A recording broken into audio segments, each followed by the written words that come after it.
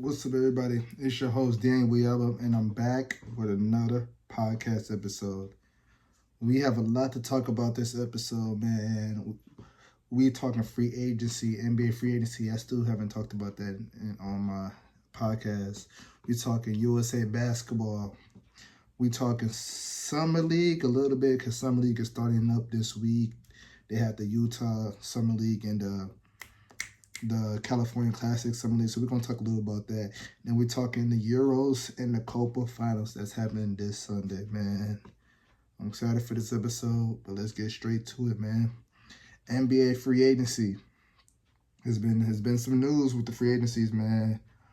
I want to start off with my boy, Klay Thompson.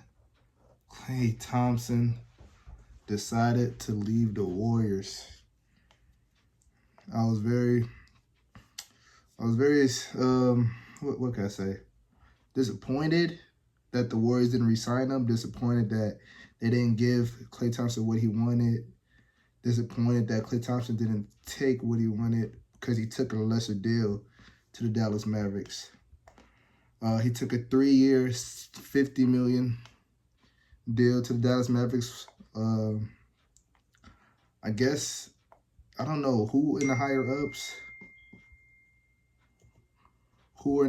decided that. I don't know if it was the owner, Joe Lacob, the general manager, Mike Dunleavy, but they've been having they have been having talks all season long about what they wanted to give Klay.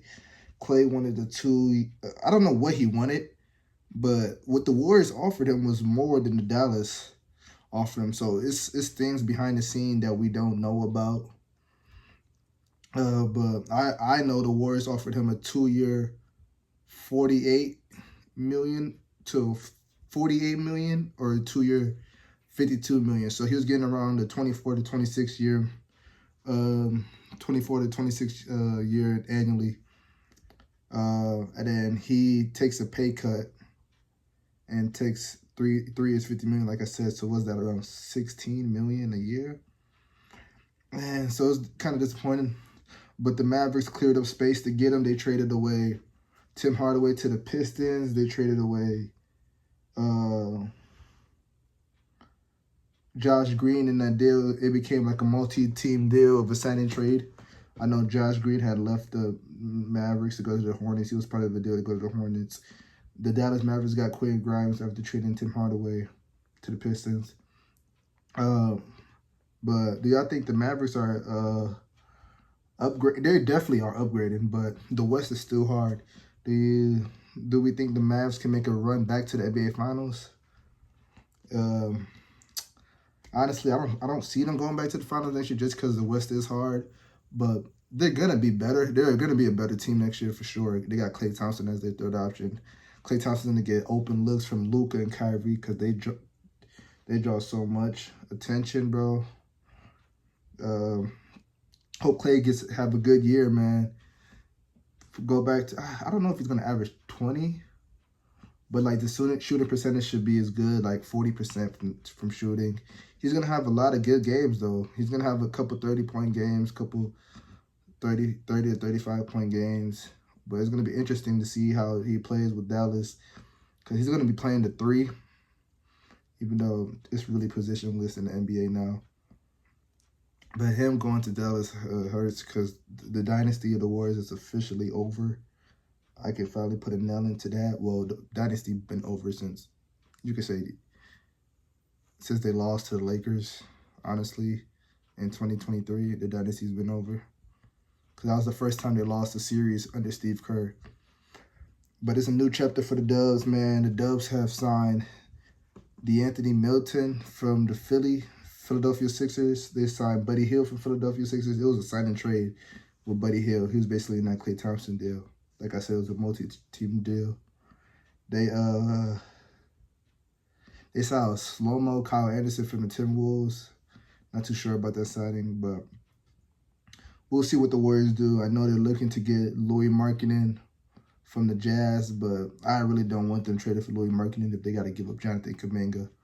I feel like they should just stick with Jonathan Kuminga because he's a young piece. He's probably like He was class of 2021, so he's, I don't know how old is Kuminga.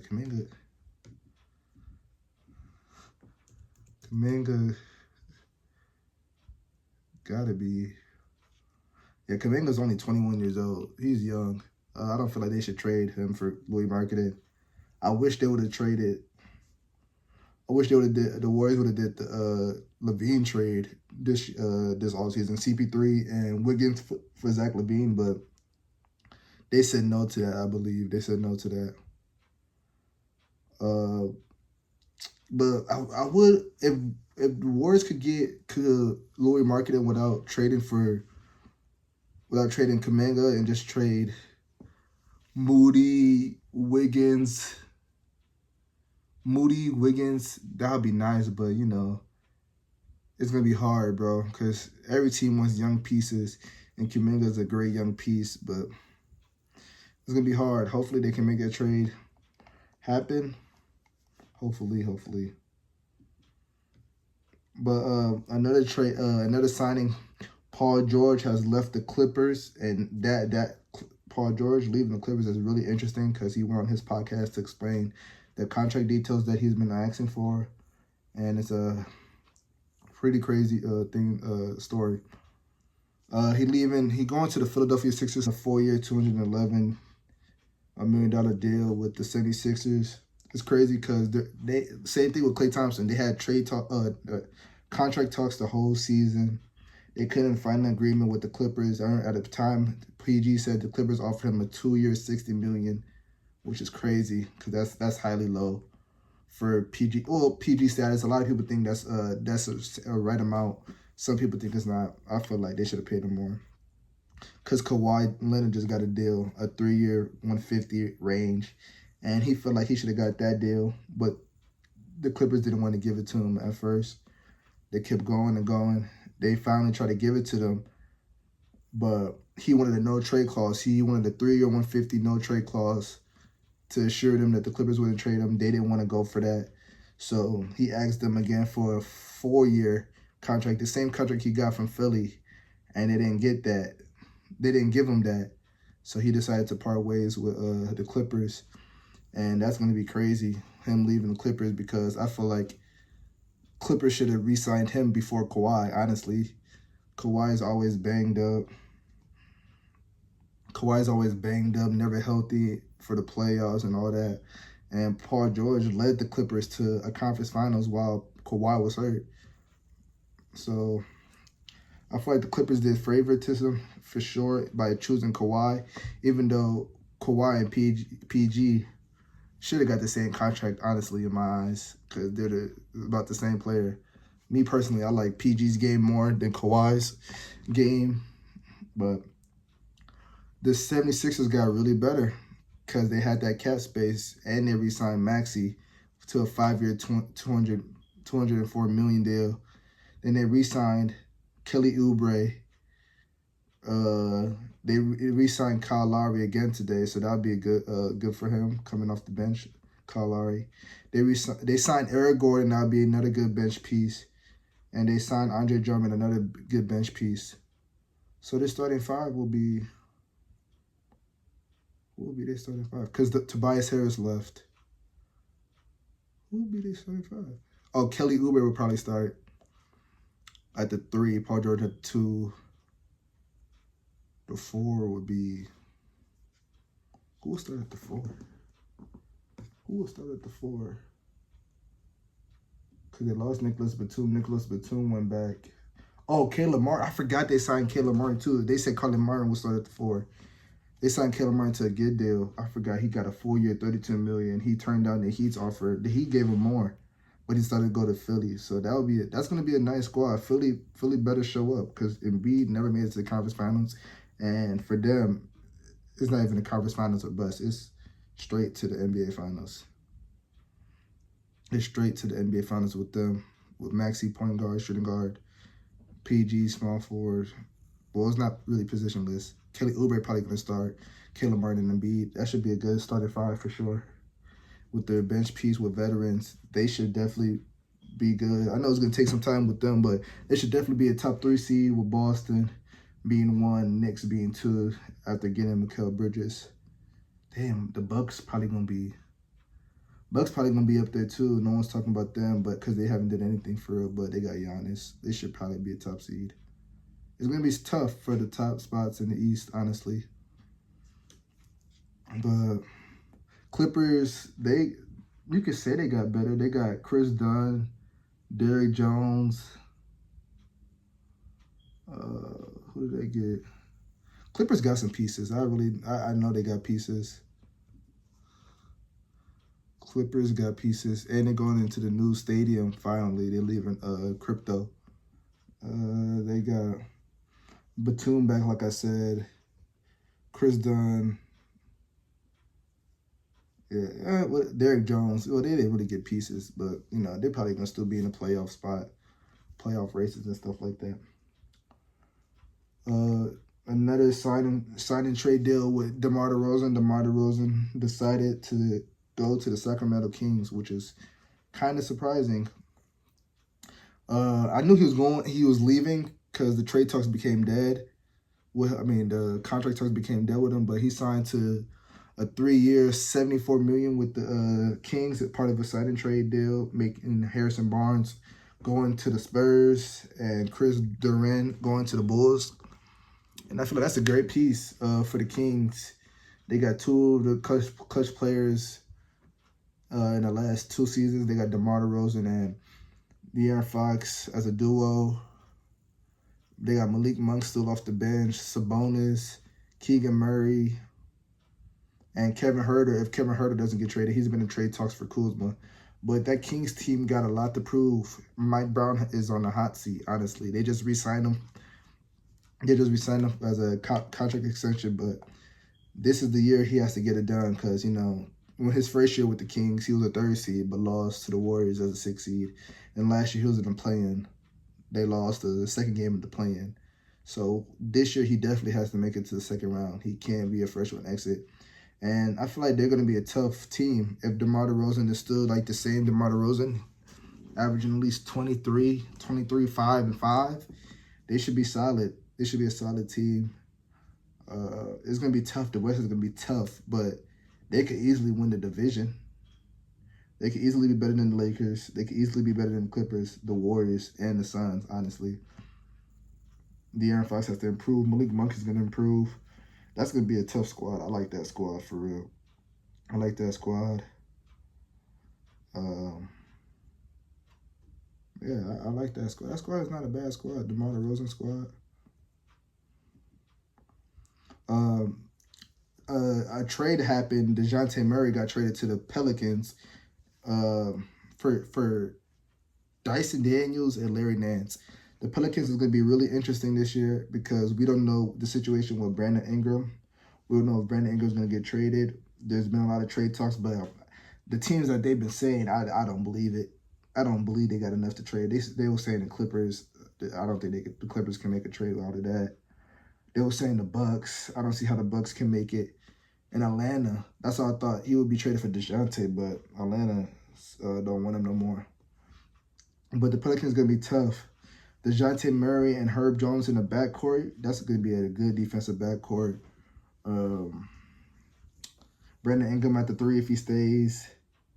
Or the 4. Oh, yeah. Probably at the 4 because CJ's going to be the 2. CJ's going to be the 2 this year. Herb Jones probably going to be the 3. But yeah, that's how I say NBA's positionless now. Because the Pelicans lost Jonas Valanciunas to the Wizards. But damn, Zion going to start at the 5? That's going to be interesting. I wonder what they're going to do there.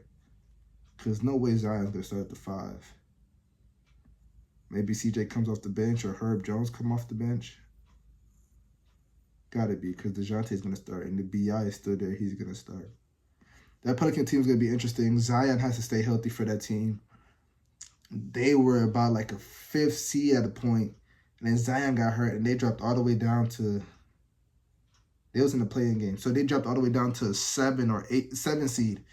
And they lost both of their games. They made playoffs. Pelicans made playoffs. They just got swept. They beat the Kings without Zion, but they got swept to the Thunder. BI was a no-show. That's why they wanted to trade BI. But BI is looking for a 200 million extension. Like, who gonna pay that after averaging 15 points in the playoffs? Pelicans not paying that. So it's gonna be really interesting with them, bro. What they're gonna do with BI, but the West is gonna be tough, man. The Thunder got better. They signed Isaiah Hartenstein. That's gonna be a good backup for Shaq. Maybe he might start and move Shaq to the 4, or I don't know. But he just got paid 3 years, $87 million for only averaging 7 points and 8 rebounds. Like, NBA money is crazy now. 3 years, $87 million. What is that?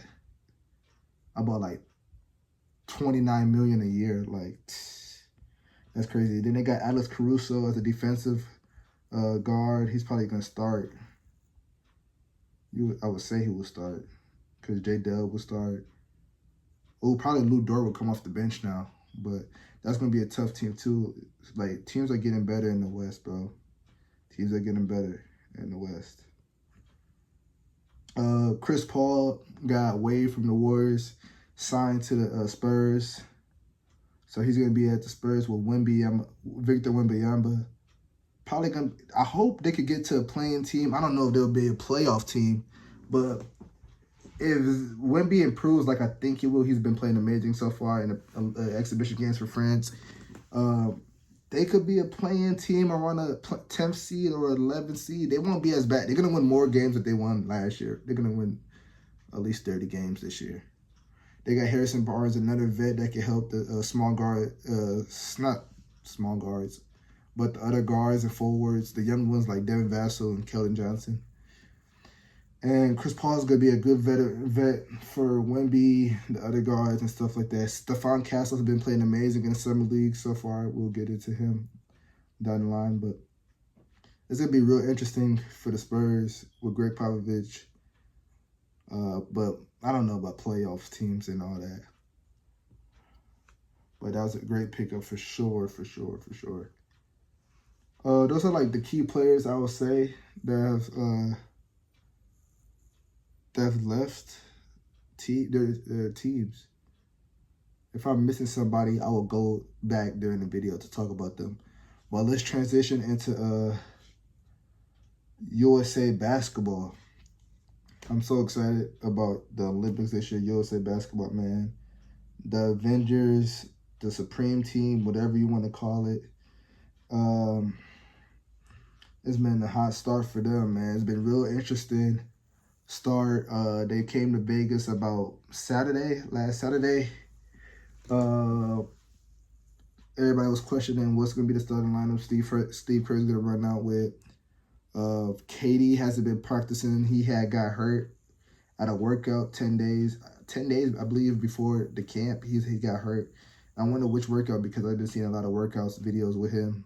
He was with Jabari Smith in one video. He was with Chris Brickley in one video. So I'm pretty sure, if I'm guessing, I'll probably think it's the Jabari Smith workout he was with him with. But he hasn't been practicing. He didn't even play last night. Kawhileonard.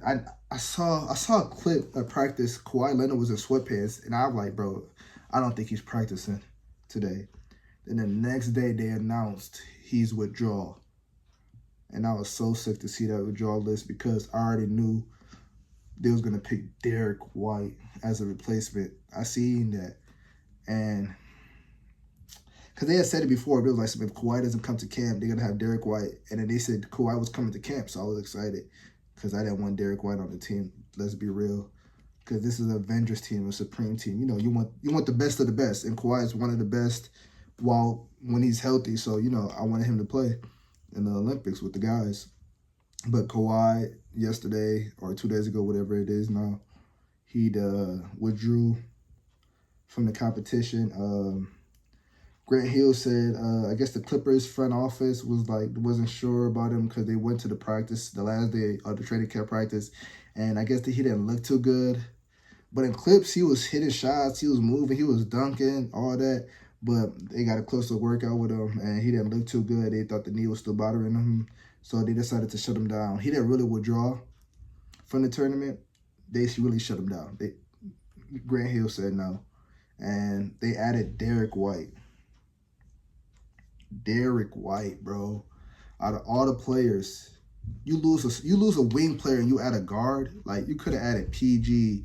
You could have added the Finals MVP to Jaylenbrown. Like, I'm so sick. And, like, it's crazy, though. They got 3 Celtics on the team, and it's Jrue Holiday, which he played really well yesterday versus Canada.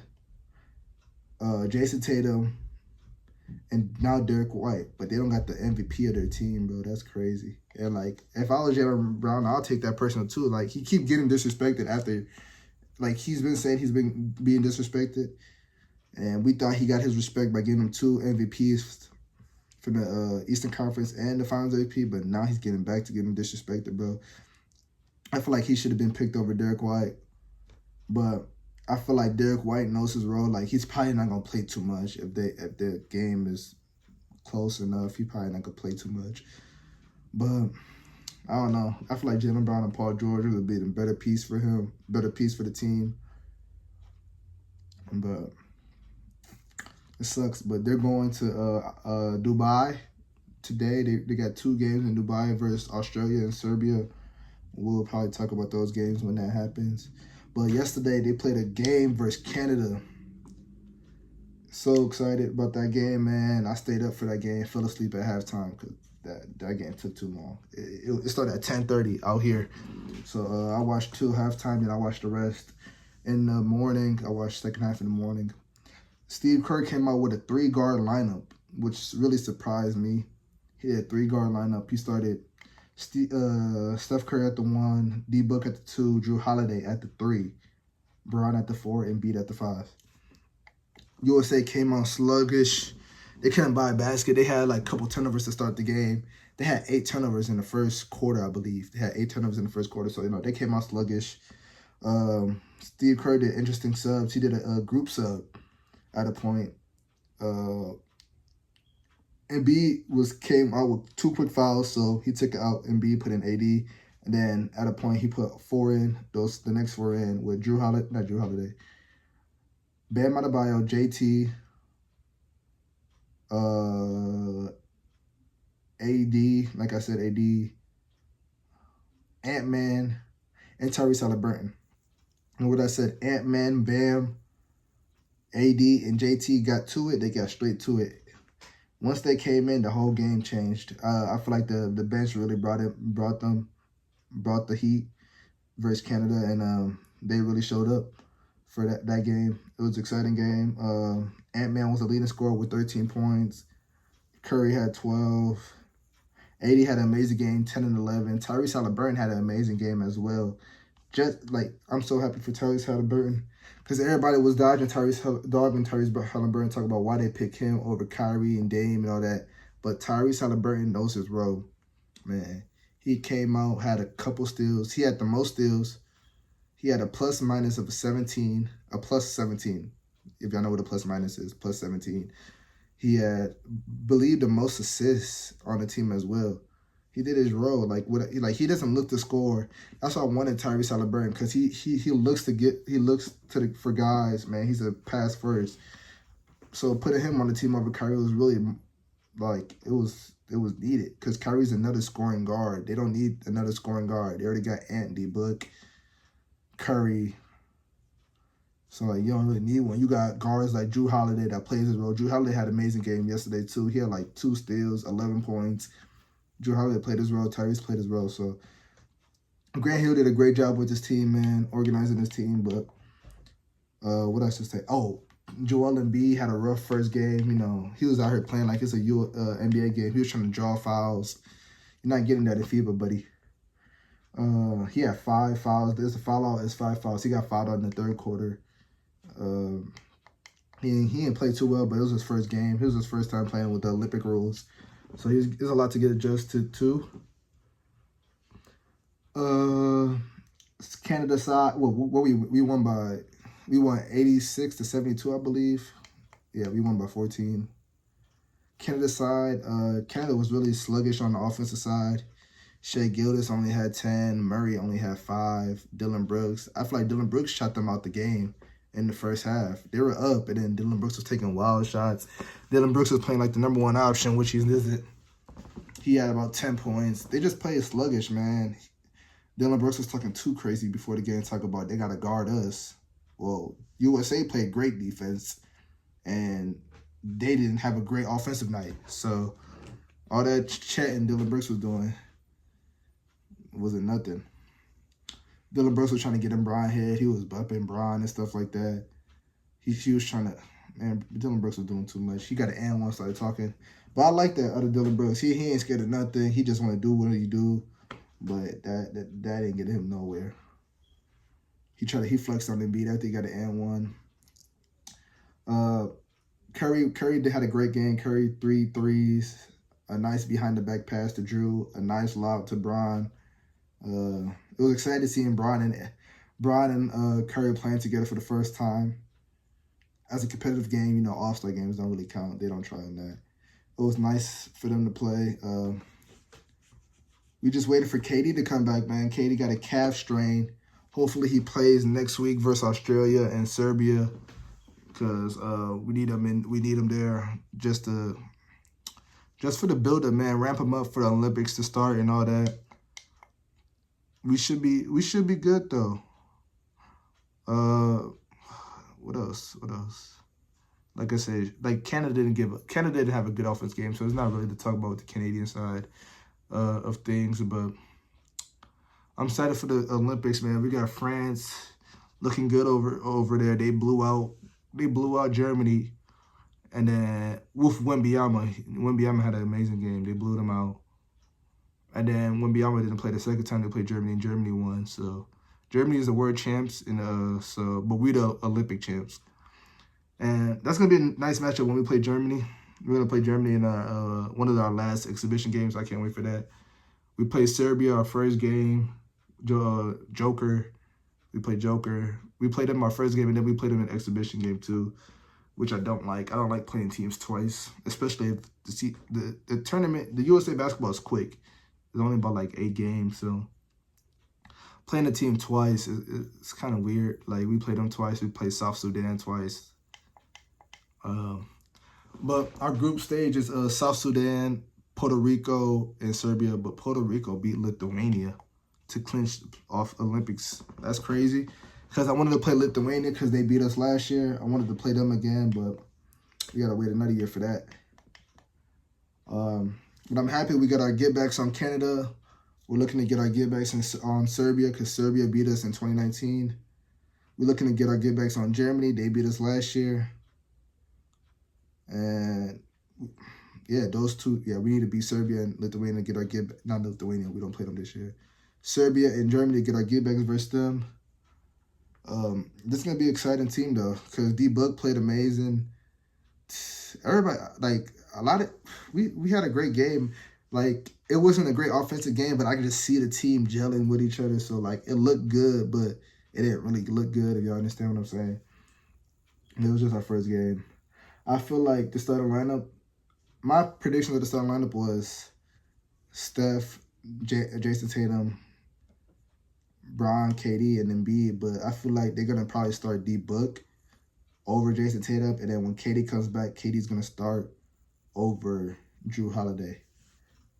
Knowing what we saw yesterday, I feel like that's going to happen. So that's going to be nice. That's going to be nice when we see them on Monday. Yep, they play Monday. Let's get into Summer League, man. Summer League has started for a couple of teams. I know Bronny and the Lakers played.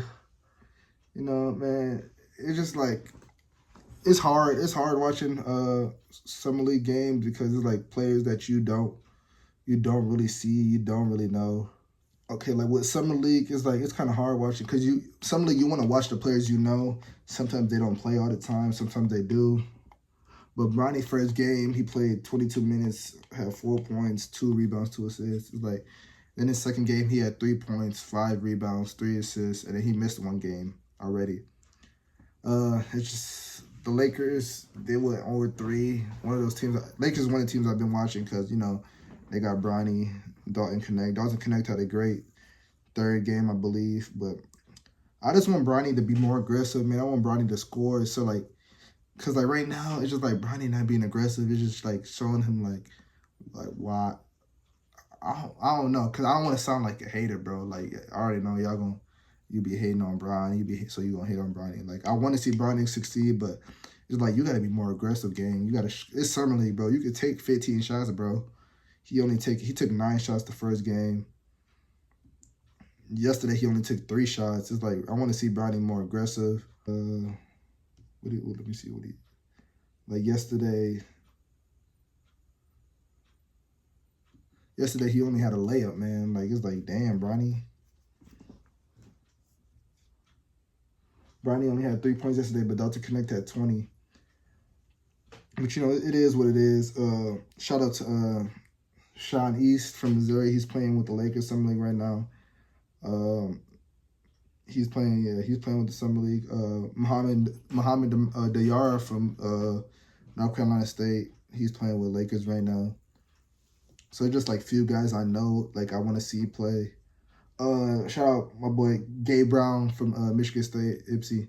He playing with the Miami Heat Summer League. So like check him out during when he goes to Vegas. Hopefully he plays more. He played limited. He played limited so far in the California Classic, but I'm excited to see him play in the Las Vegas Summer League. You know, Imani's playing for Cleveland. You know, they won a championship last year, so I'm excited to see how Imani does this Summer League. He had a great Summer League last year, and I seen he gained a couple pounds, so I know he ready to kill, man. I'm just so Imani plays probably Friday. That's when they start. So be a lookout for Imani and Gabe, 2 Ipsy natives. But Keller Ware from the Miami Heat, he from Indiana University. He's been playing well too. I feel like he's gonna be a huge piece for Miami. If he's like stays on that Miami culture, he's gonna be a huge fit. First game he dropped 20. Not the first game, but the game versus the Kings, he had 26 points. First game I believe he had 12 points, but they got killed versus the Warriors in that game. Let me see. Yeah, he had 12 points, Kellerware. Kellerware had 12 points. Another game, he had 26. Kellerware's going to be nice, though, for the Clippers, for sure. I'm not the Clippers, for the Heat. He's going to be nice for them. Stephon Castle had a great Summer League as well. Yeah, so, like, Stephon Castle had a great Summer League with the Spurs. I remember one of the games, he had 18 points. He's a good player. The Jazz is an interesting team. The Jazz have a lot of players that's on their roster right now playing Summer League, so that's going to be a stacked Summer League team. They're favorites to win a Summer League tournament. I want to bet on Summer League, but I just ain't, because I just know it's crazy. Like last year, I wish I bet on the Cavs to win, bro. Like I knew I was the only team I was really rooting for because I just said why, Imani on the team. And they won the Summer League, and the odds was nice for them to win the Summer League, bro. That would have been good cheese. But the Jazz right now got the highest Summer League, plus 700 to win it. They got their whole NBA squad basically playing with their draft picks this year with Kyle Flip and Isaiah Collier. That's a stacked Summer League team, so that's a team that you should watch out for to look. The Grizzlies should be a nice team, too. They got Zach Edey. Zach Edey had an amazing game that when I watched one of his games. They went to overtime. He forced one. She got Gigi playing with him. Gigi Jackson and Scottie Pippen, son, playing. I think that's Scottie Pippen Jr. too, I believe. That's his name. Who else? I think the Warriors are going to have Brandon Podolsky play, Trash Jr. There's going to be a lot of teams, you know, I'm looking forward to. I could say a lot of players I'm looking forward to, but it'll be wasting time, bro. So I'm just talking about the players that's playing now before the Summer League play. Like, yeah, but yeah, that's it for Summer League. Interesting. I wonder how it's gonna be like I said about the Summer League. It's players the main players play the first 2 days, and then as Summer League slows down, the players that don't really play in the beginning plays a lot. Like, for example, like the first round picks, like the lottery picks, they're gonna start missing games and stuff like that. That's when Summer League dies down and stuff. But Summer League is always interesting to me because I look for like guys that played on Michigan State. I watch them. Guys that played for Kentucky, I watch for them.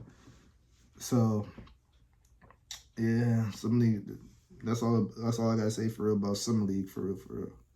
Another team to watch out for in free agency is the Denver Nuggets. The Denver Nuggets lost a key piece in KCP.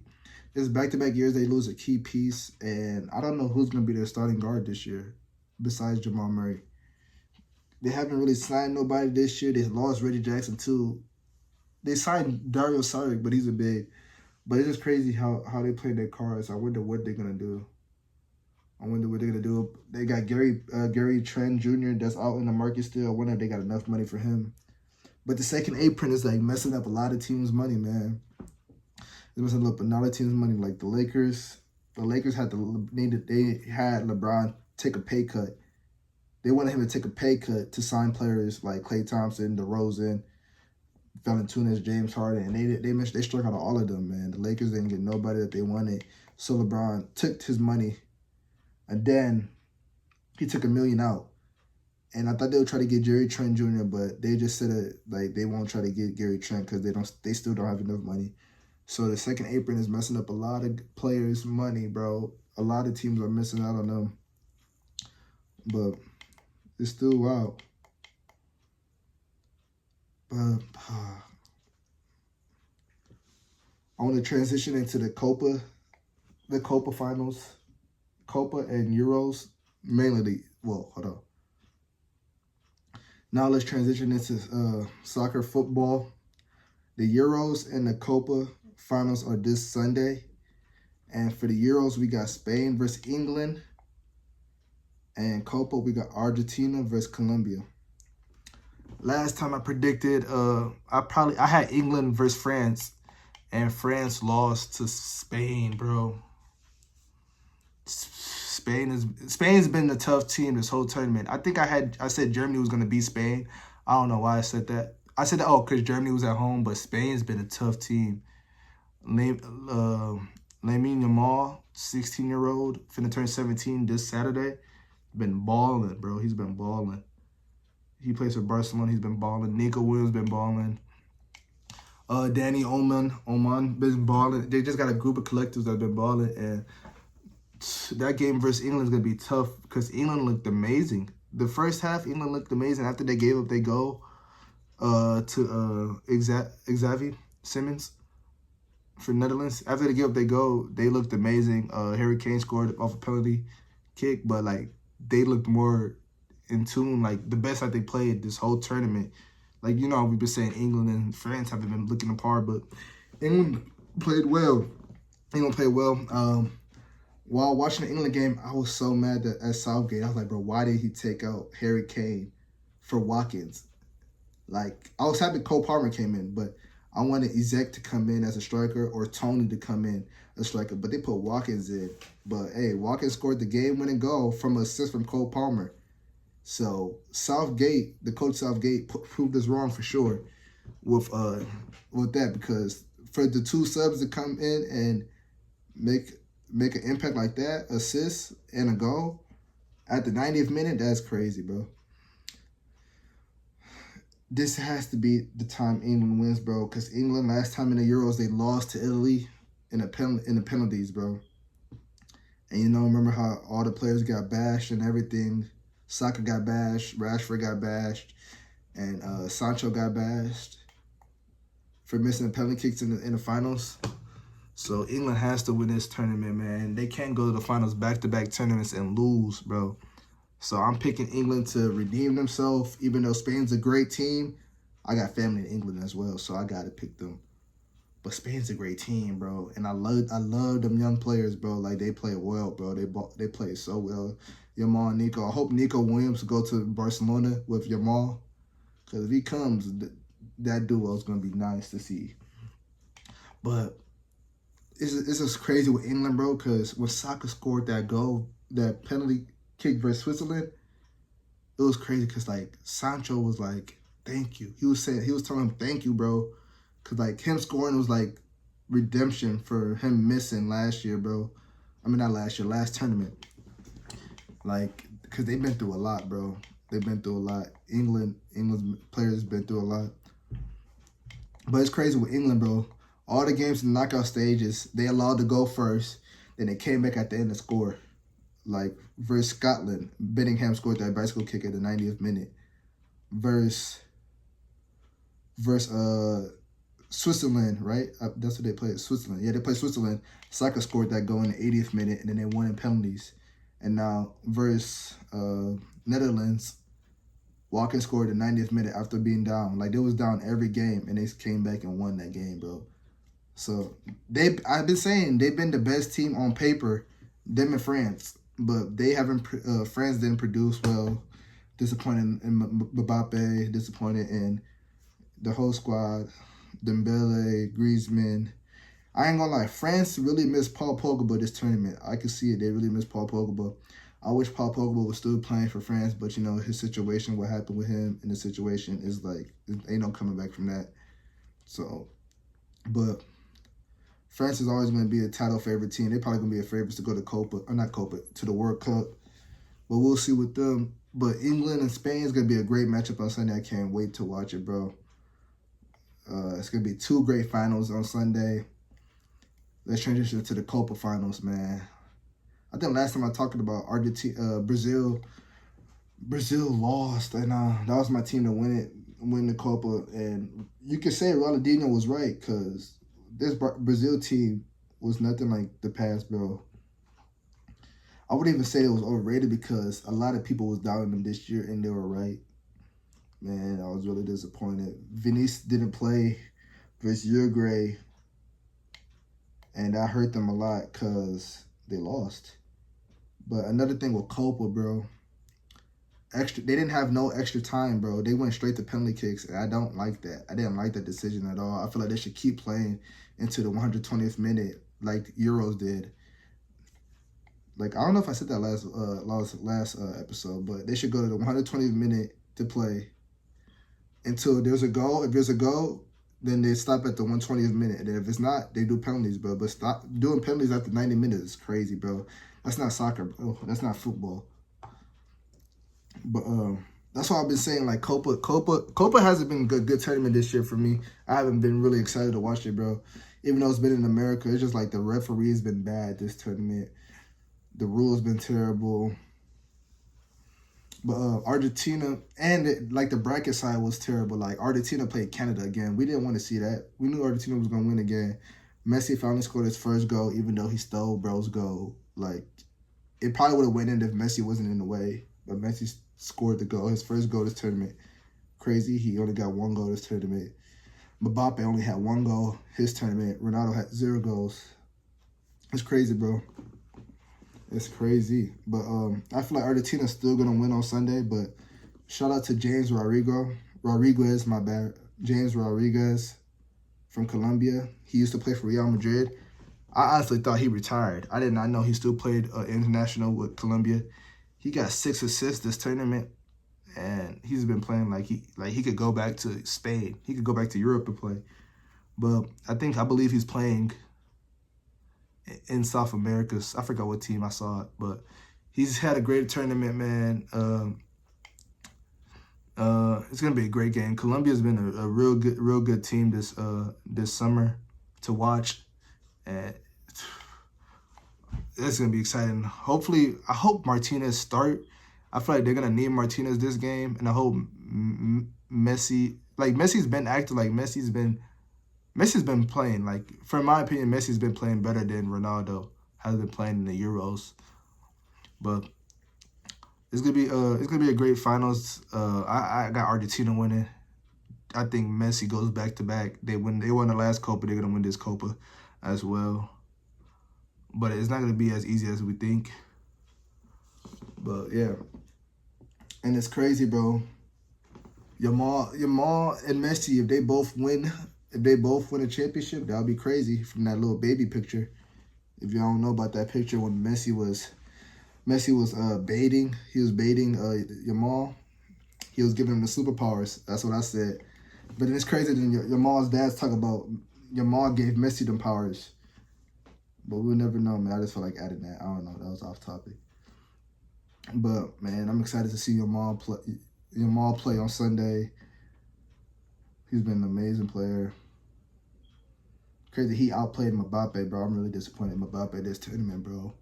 He didn't do nothing this tournament. Like, he was better at when he was 18, 19. When he was 19 years old, when he won the World Cup of France, he played better than he's playing now. But, man, that's all I got for this episode, man. Hope these games on Sunday are going to be really good, bro. Summer League starts on, the main Summer League in Vegas starts on Friday. Cavaliers kicks it off at 4 p.m. I'm gonna be tuned in with that. Hopefully there's more free agency moves, even though it's probably the dead period. That's why I took too long to talk about Summer League, because I didn't want to miss anything. I just want to have all the news at once. So I feel like I got that. Next week is gonna be more USA updates. Probably gonna talk about the finals as well. The football finals from the Copa and Euros and Summer League talks. But yeah, man, like, subscribe, turn your post notifications on, comment, leave everything, man. Share this video as well, man. Give me some likes this video, man, and give me some likes, some views, and I got a special episode coming up soon, man. I don't know when it's gonna be, but special episode. I'm trying to get more guests on the show, some pro athletes, some of the guys. You know, there's gonna be more episodes to come really well. But yeah, man, I'm signing out, man. Thank y'all.